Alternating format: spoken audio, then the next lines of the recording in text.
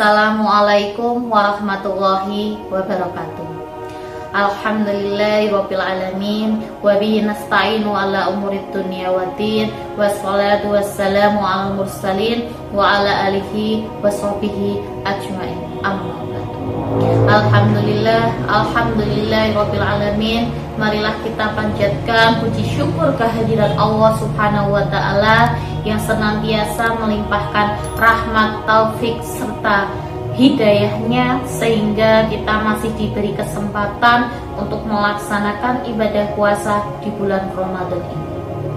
Perkenalkan, saya Rizka Prastiwi dari SD Negeri Brabat 3 akan menyampaikan tentang Ramadan sebagai sarana memperbaiki kualitas diri. Dalam surat Al-Hasr ayat 18 Allah berfirman, Bismillahirrahmanirrahim. Ya ayyuhalladzina amanu taqullaha wal tanzur nafsum ma qaddamat lighad wattaqullaha innallaha khabirum bima ta'malun. Yang artinya, wahai orang-orang yang beriman, bertakwalah kepada Allah dan hendaklah setiap jiwa memperhatikan apa yang telah diperbuatnya untuk hari esok. Dalam surat Al-Hasr ayat 18 ini, Allah memerintahkan kita agar senantiasa mempersiapkan diri untuk hari esok. Bahkan ada pepatah yang mengatakan hari esok harus lebih baik daripada hari ini. Hari ini harus lebih baik daripada hari kemarin. Di bulan Ramadan ini tentulah kita melaksanakan berbagai ibadah yang lebih banyak daripada biasanya. Lebih sering melaksanakan sholat sunnah, lebih banyak dalam bersedekah, bahkan kita senantiasa melakukan hal-hal baik di setiap harinya. Nah, diharapkan ketika bulan Ramadan sudah selesai, hal-hal baik yang kita laksanakan di bulan Ramadan ini harus kita istiqomahkan untuk kita jalankan setelah besok hari raya. Sholih-sholihah yang dirahmati Allah. Puasa merupakan kewajiban bagi setiap muslim. Namun diharapkan puasa bukan hanya sekedar menahan haus dan lapar, tetapi juga menahan diri dari melakukan perbuatan-perbuatan yang dapat membatalkan puasa dari terbitnya fajar hingga terbenamnya matahari.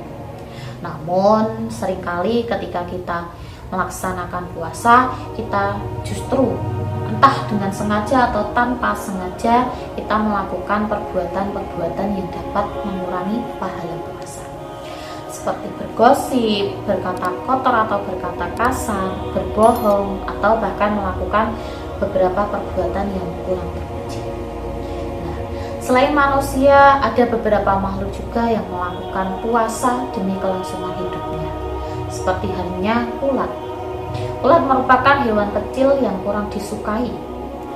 Dia seringkali memberikan hal-hal yang kurang baik, seperti bulunya yang bisa membuat gatal atau perilakunya yang sering memakan daun-daun pada tanaman yang bisa merugikan para petani. Namun demi kelangsungan hidupnya, ulat akan menyendiri dan berubah menjadi kepompong. Dalam fase itu, ulat akan menahan diri dari lapar dan haus dan tidak makan untuk beberapa waktu. Kemudian setelah beberapa waktu, ulat akan keluar menjadi bentuk yang berbeda, yaitu berubah menjadi kupu-kupu. Bukan hanya namanya saja yang berubah, tetapi juga sifat dan perilakunya. Kupu-kupu bermanfaat sekali sebagai hewan yang membantu penyerbukan pada tanaman. Ulat yang dulunya merugikan berubah menjadi kupu-kupu yang bermanfaat bagi makhluk lain.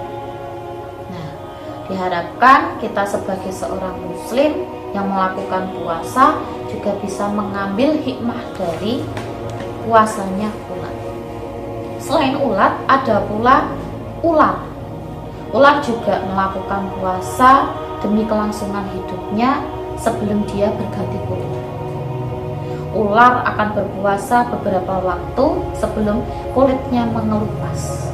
Namun ketika ular sudah berganti kulit, ular tetaplah ular. Bentuknya tidak berubah, bahkan sifatnya yang liar dan suka memakan hewan lain itu tidak berubah. Ular juga tidak berubah menjadi hewan yang disukai, masih tetap menjadi hewan yang kurang disukai oleh manusia. Nah, sahabat solih-solihah yang dirahmati Allah, kita puasa di bulan Ramadan harusnya bisa menjadi suatu jalan untuk membentuk pribadi kita yang lebih baik.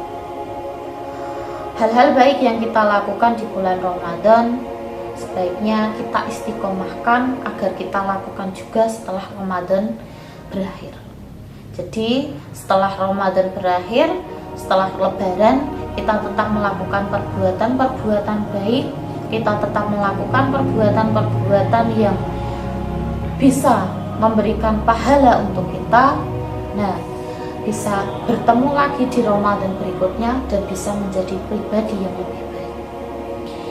Sahabat solih-solihah yang dirahmati Allah, itulah beberapa perumpamaan yang bisa kita tiru, bisa kita ambil hikmahnya sebagai sarana, atau Ramadan itu digunakan sebagai jalan introspeksi diri dan evaluasi diri agar kehidupan berikutnya, agar hari-hari berikutnya kita lebih baik daripada tahun kemarin. Jadi di 10 hari terakhir Ramadan ini, marilah kita lebih semangat lagi beribadah, lebih semangat lagi dalam menjalankan hal-hal baik, agar besok setelah kita merayakan hari raya, kita menjadi pribadi yang istiqomah dalam melakukan hal-hal yang baik. Cukup sekian dari saya, semoga bermanfaat. Wassalamualaikum warahmatullahi wabarakatuh.